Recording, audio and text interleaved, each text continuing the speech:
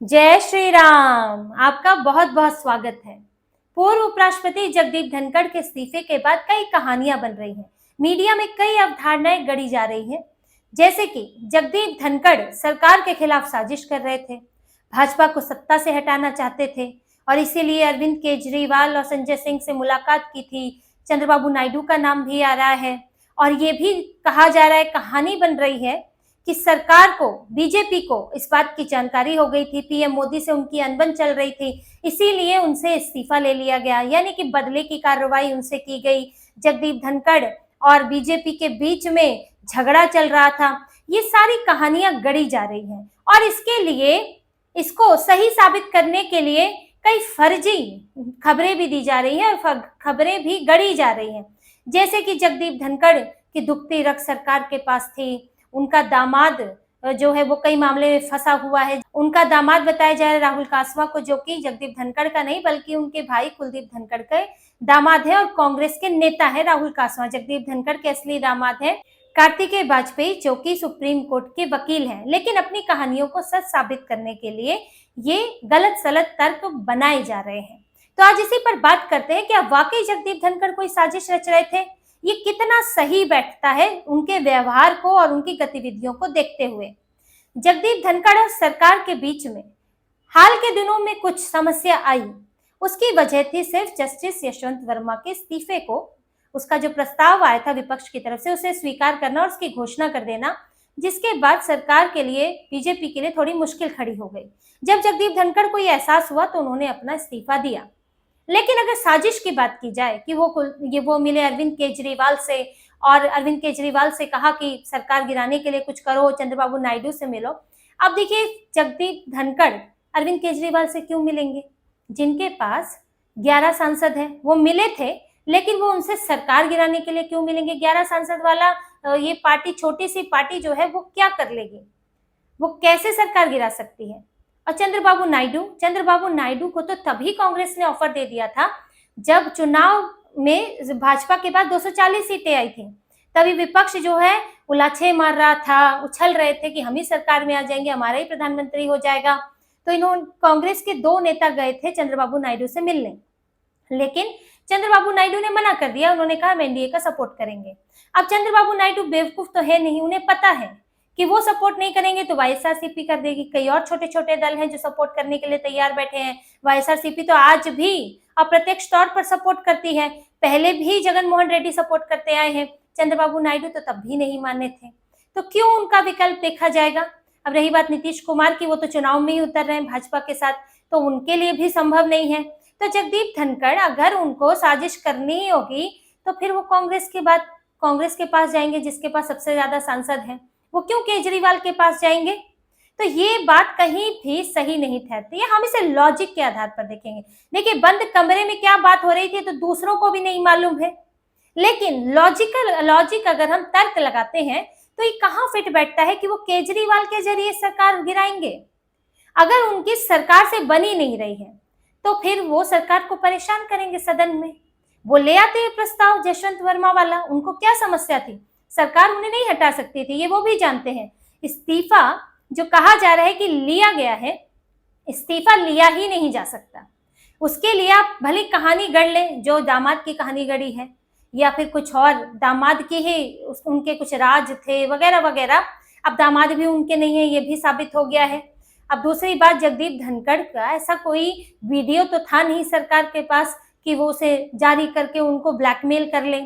अब सरकार को अगर हटाना ही पड़ता जगदीप धनखड़ को, तो फिर उसके लिए प्रस्ताव लाना पड़ता, नो कॉन्फिडेंस मोशन लाना पड़ता। उसके लिए राज्यसभा में भी बहुमत चाहिए और लोकसभा में भी चाहिए। अब जैसे ही सरकार नो कॉन्फिडेंस मोशन लाती जगदीप धनखड़ के खिलाफ, पहले तो सरकार की ही, बीजेपी की ही बेइज्जती होती कि अपने ही नेता को हटा रहे हैं।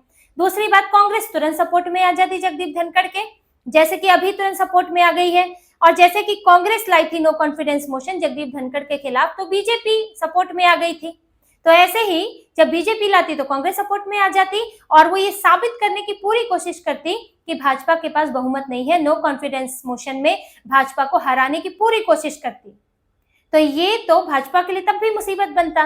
और अगर भाजपा को वाकई बहुत ही मुश्किल बन जाते उनके लिए जगदीप धनखड़, तो फिर वो ये प्रस्ताव लेकर आती।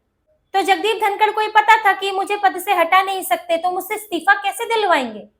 तो वो तो सरकार के पद पर बैठकर, स्पीकर के पद पर बैठकर सरकार की नाक में दम करते, भाजपा की नाक में दम करते, दिन रात ऐसे बयान देते, उलझुल बयान देते, सरकार की नीतियों पर सवाल उठाते, वो मीडिया में चलता और यहाँ बीजेपी के नेता जो है वो सफाई देते फिरते। इससे बेहतरीन क्या हो सकता था जगदीप धनखड़ के लिए।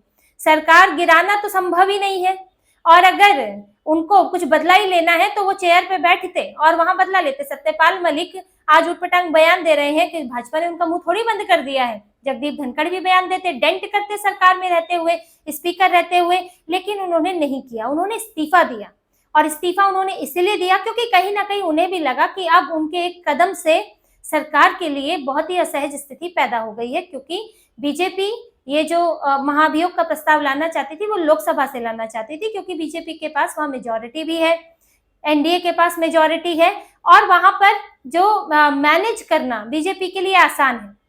लेकिन राज्यसभा में एनडीए के पास ही 130 सांसद है, 129 130 है, तो पहले लोकसभा में पास करा लिया जाए, फिर राज्यसभा में मैनेज किया जाएगा। दूसरा, राज्यसभा में एक और जज के खिलाफ महाभियोग का मामला जो है वो पेंडिंग है, सिग्नेचर करके दिए हुए जस्टिस शेखर यादव के खिलाफ। तो फिर ये भी सवाल उठता कि जस्टिस शेखर यादव तो आपने बचा लिया, लेकिन जस्टिस यशवंत वर्मा का मामला तुरंत आप ले आए राज्यसभा में, तो कई सवाल खड़े होते हैं। और जब जगदीप धनखड़ को यह एहसास हुआ कि अब वाकई बड़ी मुश्किल पैदा हो गई है, तो फिर वो गए इस्तीफा देने के लिए राष्ट्रपति के पास। वो खुद गए, 25 मिनट इंतजार भी करना पड़ा, क्योंकि वो अचानक गए थे, अपॉइंटमेंट नहीं थी। तो राष्ट्रपति का जो भी समय उनका अपना शेड्यूल होगा उसमें से समय निकाल के फिर उन्हें दिया गया, उन्होंने इस्तीफा सौंपा। हाँ, सरकार चाहती तो उनका इस्तीफा नामंजूर भी कर सकती थी, करवा सकते थे, लेकिन वो इस्तीफा भी स्वीकार कर लिया गया। लेकिन दोनों में से किसी ने भी एक दूसरे के खिलाफ कुछ नहीं कहा। बहुत अच्छा रेजिग्नेशन वो लिखकर भी गए, जिसमें सरकार की तारीफ की, साथ ही सांसदों की तारीफ की उन्होंने, और उन्होंने कोई भी बात नकारात्मक नहीं बोली। और अगर वो फिर भी बीजेपी के खिलाफ होते, पीएम मोदी के खिलाफ होते, तो अभी कांग्रेस जो है लगातार फेयरवेल का न्योता दे रही है उन्हें, बार बार फेयरवेल की बात कर रही है, उपराष्ट्रपति, पूर्व उपराष्ट्रपति को फेयरवेल का न्योता देकर आई है, लेकिन उन्होंने न्योता स्वीकार नहीं किया है, उन्होंने इस पर कुछ नहीं कहा और इस पर चुप्पी साधी हुई है। अगर उन्हें बयान ही देना है, अगर उन्हें भाजपा के खिलाफ ही कुछ करना है, तो वो आते फेयरवेल में 4 बयान देते, प्रेस कॉन्फ्रेंस कर लेते, 4 बयान दे देते। जबकि उपराष्ट्रपति जगदीप धनखड़ हमेशा से पार्टी के, सरकार के पक्ष में बोलते रहे, सरकार के लाइन पर ही बोलते रहे हैं। जिस दौरान की बात हो रही है कि वो केजरीवाल से मिले, और भी कई चीजें कही जा रही है कि वो मर्सिडीज बेंज चाहते थे, वाइस प्रेसिडेंट जेडी वेंस के साथ, अमेरिकी वाइस प्रेसिडेंट के साथ वो बातचीत करना चाहते थे, बैठक चाहते थे, अपनी तस्वीर लगवाना चाहते थे। अगर इतनी ही उनकी परेशानी चल रही थी सरकार के साथ, तो क्यों जुडिशरी पर बयान दे रहे थे? जुडिशरी पर बयान देकर जजों के खिलाफ सुप्रीम कोर्ट को वो जो नियम कानून याद दिला रहे थे, उससे तो सरकार की ही मदद हो रही थी। और किसकी मदद हो रही थी? वो तो फिर जुडिशरी के पक्ष में बयान देते, कहते कि सरकार को हस्तक्षेप नहीं करना चाहिए, या फिर चुप बैठे रहते। उन्होंने कहीं ना कहीं जुडिशरी को आईना दिखाकर, जुडिशरी को के लिए बार बार बयान देकर, एनजेएसी की बात कर एनजेएसी के लिए उन्होंने कॉलेजियम के खिलाफ खुद सर्वदलीय बैठक बुलाई थी, अपने चेंबर में बुलाया था विपक्षी सांसदों को। तो यहाँ पर देखिए, जगदीप धनखड़ को अगर सरकार से समस्या होती तो वो सरकार के मुद्दों पर अपनी बात नहीं रखते, पॉजिटिव तरीके से बात नहीं रखते। तो ये पता चलता है कि कोई बड़ी समस्या नहीं चल रही थी। ये छोटी मोटी बातें होती है कि काफिले में मर्सिडीज बेंच चाहिए, कई मंत्रियों को भी कुछ सहूलियतें चाहिए होती है, कुछ सुविधाएं चाहिए होती हैं, वो संभव होती है तो मिलती है, नहीं संभव होती है तो नहीं मिलती हैं। रही बात फोटो लगाने की कि राष्ट्रपति और प्रधानमंत्री के साथ तस्वीर लगे, तो उनका कहना था, और ये उनकी राय थी, ये मांग नहीं थी। आदमी एक स्ट्रक्चर में काम करता है, एक सिस्टम में काम करता है, कई लोगों से मिलता जुलता है, तो अपनी राय भी रखता है, और वो राय जो है बाद में मांग बनकर भी बता दी गई। उनकी ये राय थी कि उपराष्ट्रपति की तस्वीर होनी चाहिए, चाहे मैं हूं या मेरे बाद आने वाले उपराष्ट्रपति हैं, क्योंकि वो उम्र भर तो उस पद पे रहने नहीं वाले थे। तो वो भी चीज ठीक नहीं लगती है कि उन्होंने मांग की थी, ना उन्होंने कोई लेटर लिखा था, ना इस संदर्भ में पीएम मोदी से मुलाकात करके कुछ कहा था। एक राय उनकी थी, और राय कोई भी, अब कोई राय रखता है तो इसका मतलब ये नहीं है कि वो विरोधी हो गया है। दूसरी बात जो उनकी थी कि जेडी वेंस से मुलाकात करनी है, तो उनको प्रोटोकॉल बाद में बताया गया कि क्योंकि वो अमेरिका के राष्ट्रपति का वो एक संदेश लेकर आए हैं, तो वो सीधे प्रधानमंत्री से ही मिलेंगे, ये प्रोटोकॉल है, तो वो इस पे मान गए। उन्होंने कोई झगड़ा थोड़ी इस पर किया, ना तो ऐसी कोई बात आई। और आपको एक जानकारी और दे दूं कि ये जो बातें कही जा रही हैं, मर्सिडीज, तस्वीर, जेडी वेंस के साथ मुलाकात, ये सारी जो 3 डिमांड बताई जा रही है आजकल मीडिया में, वो डिमांड आज ही क्यों निकल कर आई जब इस्तीफा हुआ? क्या ये बातें मीडिया को पहले क्यों नहीं पता चली? पहले क्यों नहीं आया कि जगदीप धनखड़ के साथ खटपट चल रही है, जगदीप धनखड़ ये मांग कर रहे हैं? कहीं भी नहीं आया था, क्योंकि तब ये मुद्दा ही नहीं था, क्योंकि ये बातें इस तरह की थी ही नहीं कि झगड़े के तौर पर कोई दिखा सके। लेकिन जब इस्तीफा हो गया तो फिर खुदाई शुरू हो गई, और खुदाई में छोटी छोटी चीज भी मिल जाती है तो वो बड़ी लगती है, तो राई का पहाड़ बनाया जाता है, तो वही हुआ है। जबकि कहीं नहीं है ये। इन तर्कों पे अगर आप सोचेंगे, ना तो जगदीप धनखड़ को सरकार से समस्या थी तो वो सरकार के पक्ष में क्यों बोल रहे थे, और वो क्यों केजरीवाल जैसी छोटी पार्टी के साथ, आम आदमी पार्टी के साथ मिलकर साजिश रचेंगे? अगर उनको साजिश ही रचनी थी तो वो राज्यसभा में रहते हुए वो फिर सरकार के लिए परेशानी खड़े करते। क्यों नहीं उन्होंने इस्तीफे के बाद कोई उटपटांग बयान दिया? क्यों नहीं सत्यपाल मलिक बन गए? तो ऐसा तो कुछ भी नहीं हुआ है, यानी कि ऐसी कोई खटास नहीं है। हाँ, एक कुछ असहज स्थिति बनी, लेकिन उसे उन्होंने खुद ही ठीक कर दिया। अब रही बात, सरकार ने बदला लिया, अब सरकार भाजपा, पीएम मोदी ने बदला लिया, ये भी चल रहा है। क्या बदला लेंगे? क्या सत्यपाल मलिक से बदला लिया गया? उन्होंने जम्मू कश्मीर को लेकर उटपटांग बयान दिया, अडानी अंबानी भी घुसा दिए उसमें उन्होंने, लेकिन फिर भी मेघालय में वो राज्यपाल के पद पर थे और उन्हें कार्यकाल से पहले नहीं हटाया गया, पूरा कार्यकाल करके वहां से निकले हैं। इसके बाद भी वो ऐसे बयान देते हैं, तो उनके खिलाफ कहाँ कुछ ऐसे सरकार कुछ कर रही है कि कोई बड़ी कार्रवाई कर दी? तो इससे दिखता है कि ये सब कहानियां गढ़ी जा रही है। जगदीप धनखड़ ना कोई साजिश कर रहे थे। राजनीतिक महत्वाकांक्षा अगर होती तो भाजपा से ज्यादा उनकी तरक्की तो किसी और पार्टी में फिलहाल हो ही नहीं सकती, और फिर वो अपनी तरक्की का ही ध्यान देते। फिर वो जस्टिस यशवंत वर्मा उनका मामला करते ही क्यों?